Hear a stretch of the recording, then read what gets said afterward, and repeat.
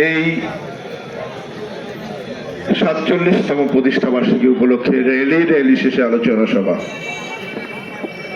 আজকের এই আলোচনা সভায় আমাদের মাঝে উপস্থিত ছিলেন আমাদের উপজেলা বিএনপি সম্মানিত নেতৃবৃন্দ, পৌর বিএনপি সম্মানিত নেতৃবৃন্দ, এবং আজকে যাদেরকে নিয়ে এই অনুষ্ঠান, আমাদের প্রিয় যুব দলের সকল ইউনিয়ন, ওয়ার্ড, উলিপুর পৌরসভার সকল ওয়ার্ড সহ উলিপুর উপজেলা এবং পৌরসভার নেতৃবৃন্দ, ছাত্র দল, স্বেচ্ছাসেবক দল, তাঁতি দল, কৃষক দল, শ্রমিক দল, ওলামা দল সহ সকল স্তরের সম্মানিত নেতৃবৃন্দ, আসসালামু আলাইকুম। আজকে যুবদলকে প্রথমেই কংগ্রাচুলেশন দিই বা ধন্যবাদ জানাই আজকের এরকম একটা সুন্দর র্যালি করার জন্য এবং এরকম একটা প্রতিষ্ঠা বার্ষিকীর আমার জানা মতে দীর্ঘদিন পরে আজকে যুবদল তাদের সফলতার পরিচয় দিয়েছে। বাংলাদেশ জাতীয়তাবাদী যুবদলের জন্য সবাই একটা হাত তালি দেয়, জোরে একটা হাত তালি দেয়, তাদেরকে অভিনন্দন জানাই। আমি তো কয়েকদিন আগে বলছিলাম কি যুবদল বোধহয় দুর্বল হয়ে পড়ছে, যুবদলের বোধহয় 17 বছরের অত্যাচারে যুবদল বোধহয় এখন আর মেরুদণ্ড সোজা করে দাঁড়াতে পারছে না। আজকে কি মেরুদণ্ড সোজা করে দাঁড়াইছে যুবদল? এটাই তো চাচ্ছিলাম যে মেরুদণ্ড সোজা করে দাঁড়াতে হবে।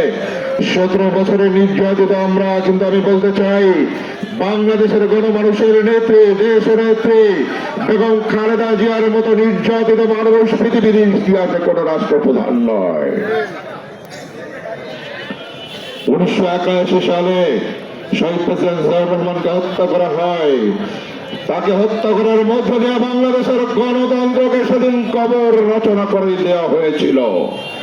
বলা হয়েছিল যে আজকে থেকে বিএনপি ধ্বংস হয়ে যাবে যেদিন শহীদ প্রেসিডেন্ট জিয়াউর রহমানকে হত্যা করা হয়েছে। কিন্তু বলতে চাই শহীদ প্রেসিডেন্ট জিয়াউর রহমান যিনি বাংলাদেশের স্বাধীনতার ঘোষণা দিয়েছেন, বাংলাদেশের থেকে বাংলাদেশের স্বাধীনতার যুদ্ধ করেছেন, সেই মানুষটি মনে প্রাণে এই দেশকে, দেশের মানুষকে ভালোবেসে বাংলাদেশ জাতীয়তাবাদী দল প্রতিষ্ঠিত করেছিলেন।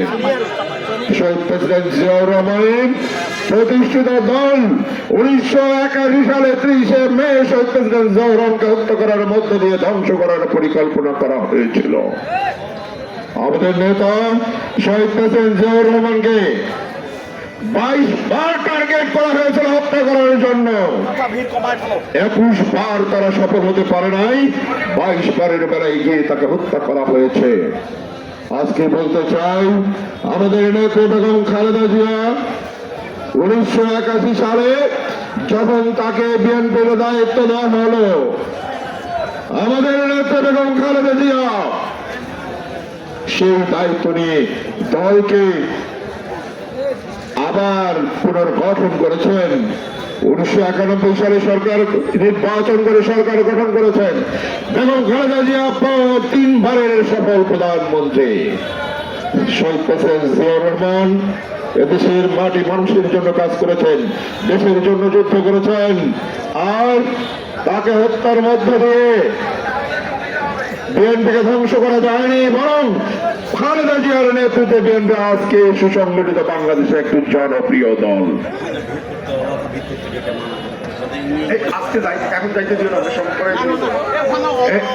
এখনো গেটে ভিড় করা যাবে, সবাই গেট থেকে সামনে চলে এসুন, সবাই গেট থেকে সামনে। এখনো খাবার দেওয়া যাবে না, এখনো খাবার দেওয়া যাবে না, সবাইকে সামনে আসতে হবে।